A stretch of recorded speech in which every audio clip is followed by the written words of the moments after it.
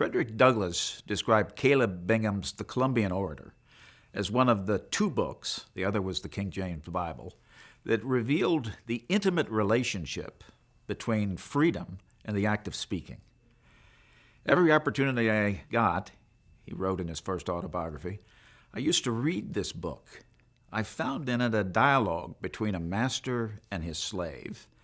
The slave was made to say some very smart as well as impressive things in reply to his master, things which had the desired, though unexpected, effect.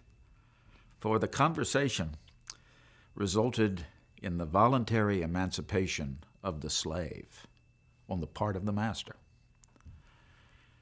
Freedom now appeared to disappear no more forever. It was heard in every sound and seen in everything.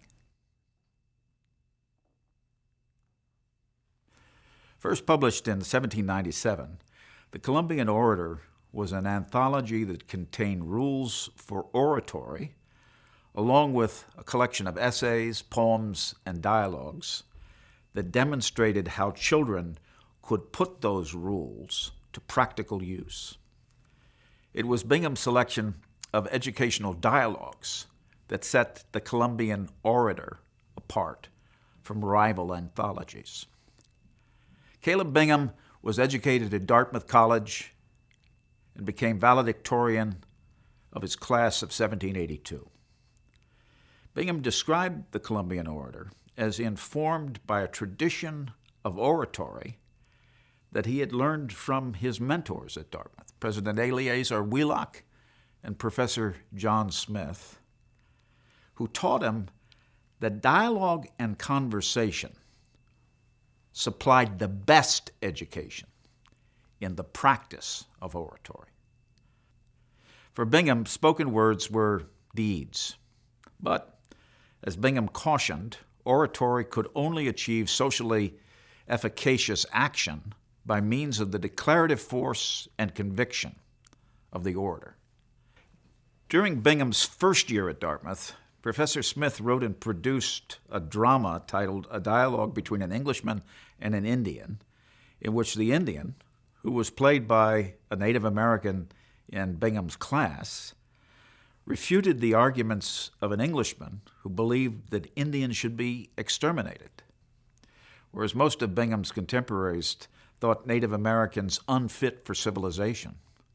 The Columbian Orator included a dialogue between a white inhabitant of the United States and an Indian. It was clearly modeled on Smith's earlier dramatic dialogue, in which the Indian refutes the argument that whites had more right to Indian land because of their superior arts of cultivation.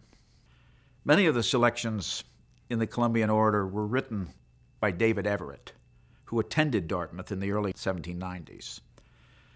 Contemporary readers can arrive at an understanding of the political disposition of Dartmouth students of that era by reading Everett's dialogue on physiognomy.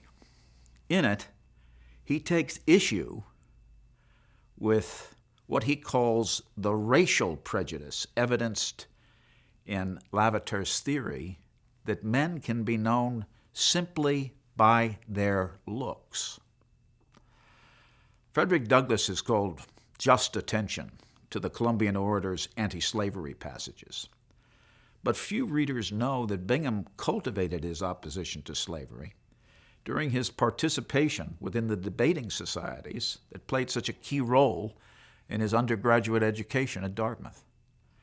In anticipating the concerns of the abolitionist movement, the Columbian Orator advanced the vision of a genuinely inclusive, egalitarian society that Bingham shared with his Dartmouth classmates in 1782, and that he passed on to the anti-slavery societies that emerged at Dartmouth in the 1830s.